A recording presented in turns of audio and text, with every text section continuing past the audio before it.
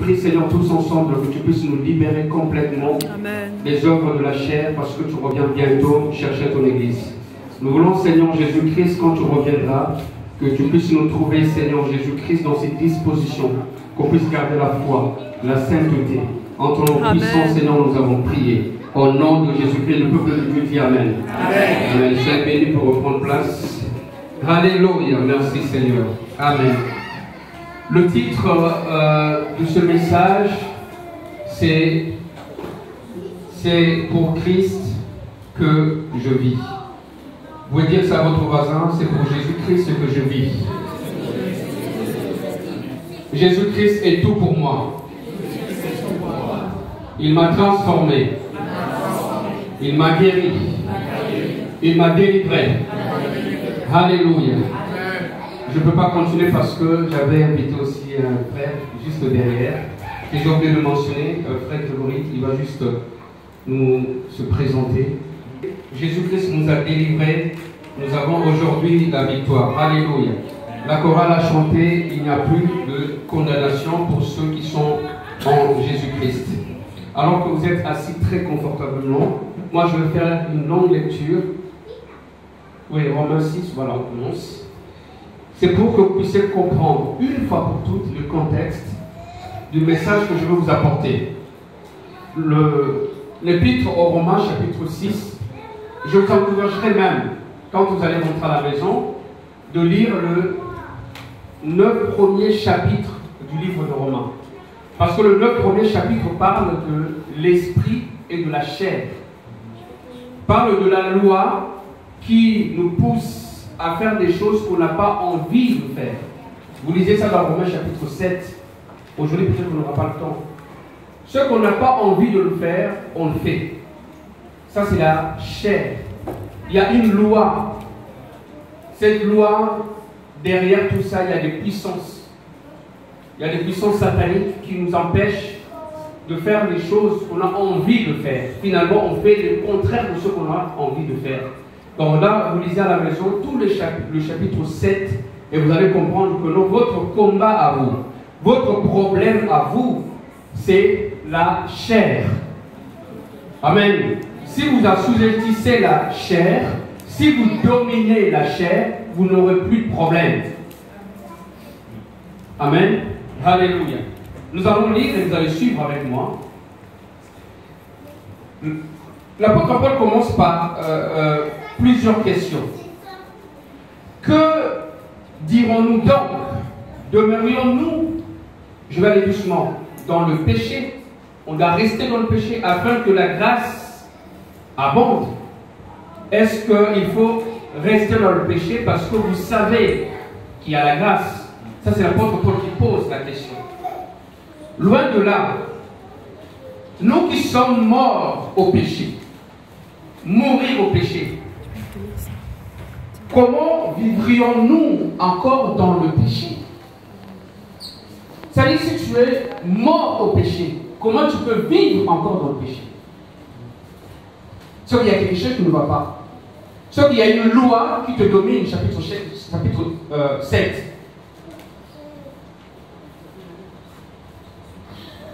Ignorez-vous que nous tous qui avons été baptisés, en qui? En Jésus-Christ. Alléluia. C'est en sa mort que nous avons été baptisés. Jésus-Christ est mort, enseveli, dans ce tombeau. Nous aussi, avec le baptême, nous sommes enterrés, ensevelis avec Jésus-Christ. Mais ce n'est pas pour rester dans le tombeau, c'est pour ressusciter avec lui. Amen. Alléluia. Amen. Nous avons donc été ensevelis avec lui par le baptême en sa mort, afin que comme Christ est ressuscité des morts par la gloire du Père, de même nous aussi nous marchions comment? En nouveauté de vie.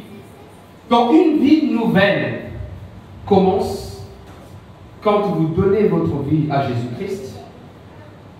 Le Seigneur pardonne vos péchés vous confessez vos péchés et vous vous engagez dans les eaux du baptême, le Seigneur, la Bible promet que vous allez recevoir le premier don, le don du Saint-Esprit. Vous allez parler en d'autres langues. Et là, une nouvelle vie commence. C'est-à-dire, Romains chapitre 7, une autre loi commence dans votre vie. Avant, c'était la loi du monde, la loi du péché qui vous dominait. Mais une fois que vous avez donné votre vie au Seigneur, c'est une autre loi, la loi de Christ. C'est-à-dire marcher dans la sanctification, dans la sainteté. Parce qu'aujourd'hui, si le Seigneur revient et que vous n'êtes pas dans la sanctification, vous ne serez pas sauvés. Et dans la Bible, on ne nous dit pas la date, on ne nous dit pas quel jour. Aujourd'hui, pendant que je prêche, la trompette peut sonner. La question est celle-ci. Est-ce que vous êtes prêts? La première église, l'église primitive, à chaque fois une personne était touchée par la parole de Dieu. Peu importe, même s'il y avait une petite piscine, il y avait même une bassine qui était là, on plonge la personne dans l'eau. Les militaires qui vont en guerre américains, ils se baptisent partout. Ils creusent un trou, ils mettent de l'eau, baptême. Pourquoi? Parce qu'à ce moment-là, le Seigneur les avait touchés. Et ils ont eu la conscience quand le Seigneur reviendra. Si je ne mets pas ma vie en règle, je ne serai pas sauvé. On est arrivé au verset 5. En effet, si nous sommes devenus une même plante avec lui par la conformité à sa mort, nous le serons aussi par la conformité à sa résurrection, sachant que notre vieil homme a été crucifié avec lui, afin que le corps du péché fût détruit, pour que nous ne soyons plus esclaves du péché. Les mots, Brother David, sont forts. On parle d'être esclave du péché, c'est-à-dire enchaîné. Ce n'est pas non, je ne savais pas, oh non, c'est arrivé comme ça. Non. Quand on pêche, on est enchaîné, on est esclave. On est lié. Une fois que tu commets un acte qui sous ton corps, il y a des esprits qui entrent, qui te lient, qui t'enchaînent. Alors que tu as reçu quelque chose, tu as reçu ce pouvoir, cette puissance de dire non. L'église aujourd'hui, c'est devenu une église light. Il faut comprendre, tout le monde n'est pas pareil. On ne reçoit pas de la même façon. Vas-y doucement avec lui, mais avec lui fonce. Non! Tout le monde est pareil. Vous serez jugés de la même manière que moi. De toute façon, la Bible dit que nous, l'église, nous serons jugés en premier. Pourquoi? Parce que nous avons entendu, nous avons reçu l'évangile.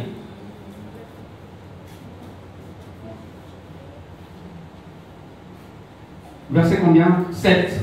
Car celui qui est mort, alléluia, est libre du péché. C'est-à-dire, si tu n'es pas mort dans ton ancienne vie, si tu n'es pas mort dans tes désirs, c'est-à-dire que tu n'es pas libre. C'est seulement si tu es complètement mort ou morte dans tes désirs charnels, c'est là que tu es complètement libre. Il faut qu'on arrête l'évangile light. Il faut qu'on arrête avec ça. Un chrétien, la Bible dit, un chrétien ne pêche pas. Ne bronche pas en parole non plus. La langue, la bouche, on ne bronche pas. On contrôle sa langue. On doit changer. Qui va gagner les âmes dans cette ville de Romilly? Qui va le faire? Qui va le faire? Si la personne, demain, vous allez au supermarché, évangéliser quelqu'un, et si vous avez une mauvaise vie, dites-moi comment est-ce que cette personne va venir à l'église? Est-ce que cette personne va changer? Jésus-Christ était un modèle parfait. Quand il parlait, on regardait sur lui. Et on avait envie d'échanger. Et quand moi je viens vous parler et que demain vous découvrez une autre facette de moi, dites-moi, je serai finalement une occasion de chute pour vous. Pasteur dit une chose et en cachette il fait autre chose. Et c'est pareil pour vous. La charge, ce n'est pas seulement le pasteur. L'évangile, bon de la vie, ce n'est pas seulement le pasteur. Dieu nous a tous appelés. Alléluia. Et si on ne vit pas dans la sanctification, nous serons jugés en premier. Or, si nous sommes morts avec Christ, nous croyons que nous vivrons aussi avec Christ, avec lui. Sachant que Christ, ressuscité des morts, ne meurt plus. Alléluia. La mort n'a plus de pouvoir sur lui. La résurrection, cette nouvelle naissance, normalement, la mort ne doit pas avoir le pouvoir sur vous. La nouvelle naissance, ce n'est pas un titre où on met ici, là, on dit quoi, c'est marqué la poste, c'est pas marqué la poste. Ce n'est pas un titre qu'on met là, non. Je marque, non, je suis le nouveau. Non, non, non, c'est ton style de vie. Alléluia. C'est ça la nouvelle naissance. Alléluia. Alléluia. Car il est, verset 10, car il est mort et c'est pour le péché qu'il est mort. Combien de fois? Combien de fois? Une fois. Et vous, combien de fois vous êtes tombé? On dit une fois pour toutes. Une fois. Heureusement, nous avons la grâce. C'est pour ça que l'apôtre Paul a commencé, parce que vous savez qu'il y a la grâce surabonde, donc vous continuez. Parce que la grâce va surabonder toujours. Mais Jésus-Christ a dit, mort péché une fois pour toutes. Aujourd'hui, je vais vous dire, il y a peu de pasteurs qui prêchent ça. Peu. Vous savez ce qu'ils prêchent? Ma soeur, demain tu auras un mari. Ma soeur, demain tu auras un travail. Dans quelques mois, tu seras riche. Alléluia! Mais la Bible dit que la repentance, répétez avec moi, la repentance précède les bénédictions.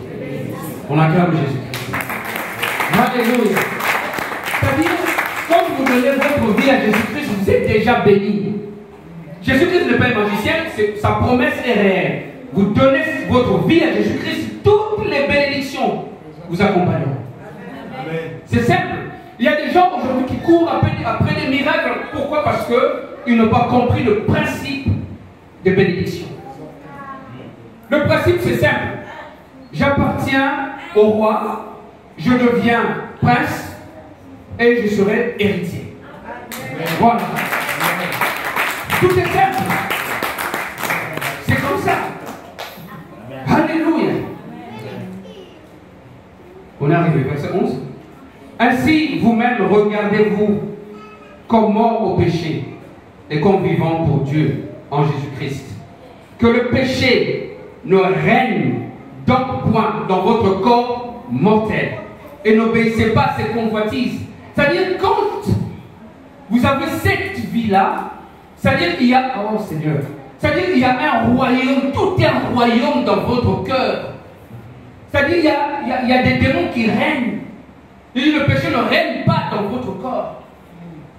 Il faudrait un autre gouvernement plus puissant. Amen. Pour venir renverser, oh alléluia, pour venir renverser le pouvoir démoniaque et prendre la place. C'est ça la parole de Dieu. L'insurrection. Le gouvernement de Dieu. En tête Jésus-Christ lui-même. Alléluia. Amen. Le roi des rois. Le Seigneur des seigneurs. L'alpha et l'oméga. Alléluia. Elohim, le Dieu tout-puissant. Il ne change pas. Il vient avec son armée. Il vient déloger l'armée satanique dans votre vie. Qui vous garde esclave du péché. Laissez le Seigneur pénétrer votre cœur, pénétrer votre vie. Vous ne pouvez rien faire vous-même. Vous ne pouvez pas vous délivrer vous-même, sinon en Jésus-Christ. Ne comptez pas par votre propre, ne comptez pas par votre propre intelligence ou sagesse, mais laissez le Seigneur, la première Romains 12, 2, transformer votre intelligence. Votre intelligence se conforme au monde, mais le Seigneur, quand il vient, il prend possession et il vous transforme complètement. Et ce gouvernement règne dans votre corps. Alléluia. Verset 13. Ne livrez pas vos membres au péché comme des instruments d'iniquité, mais donnez-vous vous-même à Dieu comme étant vivants de mort que vous étiez, et offrez à Dieu vos membres comme des instruments de justice. Car le péché n'aura point de pouvoir sur vous. Car le péché n'aura point de pouvoir sur vous, puisque vous êtes non sous la loi, mais sous la grâce de Dieu. Amen. Alléluia. C'est pour cela, à chaque fois, on parlait de la loi. On ne blaguait pas. Quand on parlait de la loi, tu péchais, la sentence tombait tout de suite. C'est pour cela que les gens avaient la crainte. Dans l'Ancien Testament, tu pêches, soit on te lapide, soit Dieu lui-même te brûle, la sentence tombait tout de suite. Maintenant, comme il y a la grâce, oh, Jésus-Christ est amour. J'aime Jésus-Christ. Mais laissez-moi vous dire, cet évangile light va vous amener en enfer. Un jour. Dites, pasteur, prêche-moi. Pour que je change. Alléluia, on acclame Jésus-Christ. Amen. Alléluia. Amen. Verset 14. 15. Quoi donc? Pécherions-nous parce que nous sommes non sous la loi, mais sous la grâce? Loin de là. Il a dit loin de là. C'est pas parce qu'on n'est plus sous la loi qu'on doit pécher. Non, loin de là. On doit se garder pur. Alléluia. Je vous dis, ce que je vous prêche là, c'est vraiment la base de l'évangile. Jésus-Christ, quand il est venu, il a prêché la repentance. Jean-Baptiste, il a prêché la repentance. Pierre, il a prêché la repentance. Amen. Alléluia. Tout commence par la repentance. Et puis le reste, le Seigneur fera. Dieu fera. Alléluia.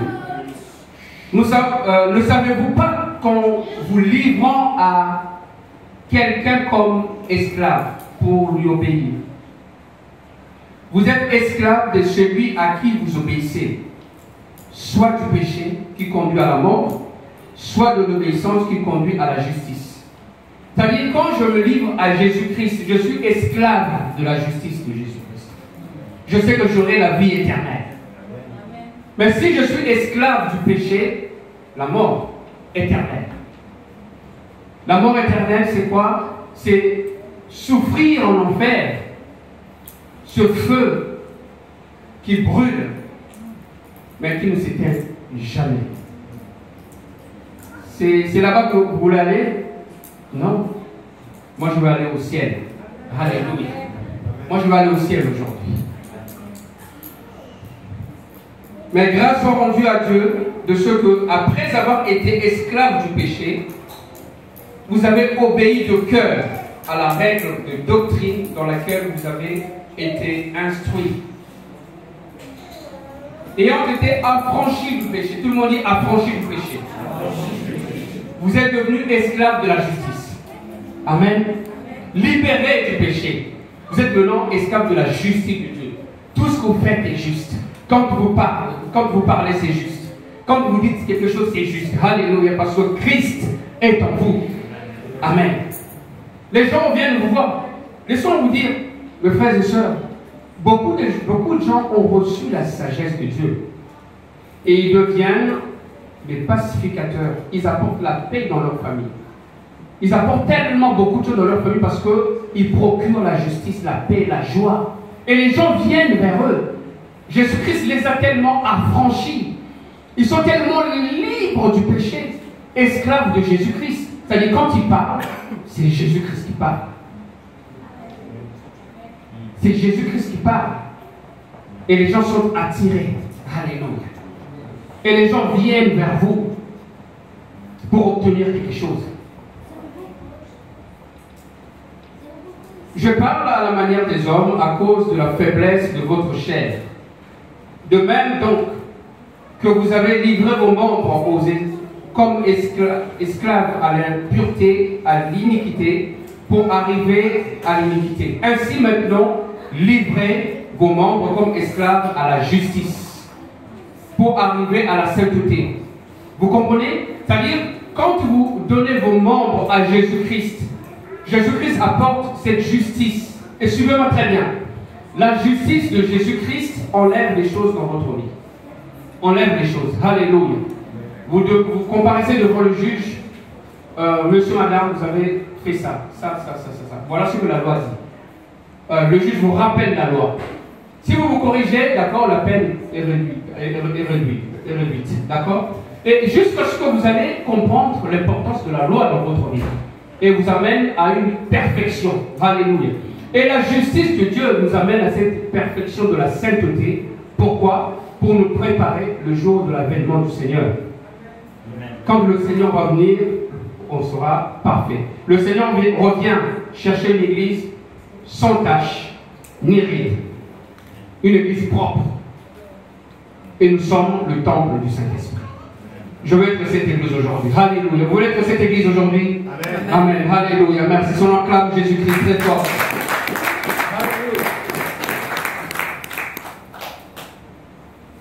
Verset 20, c'est ça? Car lorsque vous étiez esclaves du péché, vous étiez libres à l'égard de la justice. Quels fruits portiez-vous alors? Des fruits dont vous rougissez aujourd'hui. Car la fin des choses, c'est la mort. Est-ce que vous êtes content des fruits que le péché a apportés dans votre vie aujourd'hui? Est-ce que vous êtes content? Non. Personne n'est content de sa vie passée négative. C'est pour ça que nous sommes tous venus à l'église aujourd'hui, pour que le Seigneur puisse nous changer. Amen. Alléluia. Qu'on soit cette nouvelle création, cette nouvelle personne qui va refléter la lumière de Jésus-Christ, qui va briller dans le monde. Moi, j'ai envie de briller. Moi, j'ai envie d'être le sel de la terre, la lumière du monde, comme Jésus-Christ. Alléluia. Vous êtes le sel de la terre et vous êtes la lumière du monde, là où vous êtes. Mais maintenant, étant affranchi du péché et devenu esclave de Dieu, vous avez pour fruit quoi? Je vais relire ce passage. Alors, peut-être on n'a pas bien entendu. Mais maintenant, étant affranchi, c'est complètement libéré du péché et devenu esclave de Dieu. Vous avez maintenant pour fruit quoi? La sainteté. Et maintenant pour fin, la vie éternelle. C'est-à-dire pour hériter la vie éternelle, il faut marcher dans la sainteté. Si on vous prêche autre chose, ce pasteur-là ne vous aime pas. Je vous dis la vérité. Si on vous prêche autre chose que ce que je suis en train de vous prêcher, on ne vous aime pas. Si vous ne marchez pas dans la sanctification, il est impossible, quand Jésus-Christ va revenir, que nous soyons enlevés. Parce que la sainteté, le Saint-Esprit en nous, c'est ça qui va nous attirer vers Christ. C'est pour cela tous les dimanches, on doit pleurer ici à l'autel. Seigneur, délivre-moi. Seigneur, change-moi complètement. Enlève toutes les chaînes. Demeure dans ma vie. Que je marche selon ta parole. Alléluia. Car, ça, on a fini. Hein. Maintenant, on revient au verset 23. Car le salaire du péché, c'est la mort. Mais les dons gratuits de Dieu, c'est la vie éternelle en Jésus-Christ. Alléluia. Merci Seigneur Jésus-Christ. Alléluia. Gloire à Jésus. Amen. Martin Luther a écrit ceci dans son livre. Il serait convenable qu'un chrétien connaisse ce livre par cœur et aussi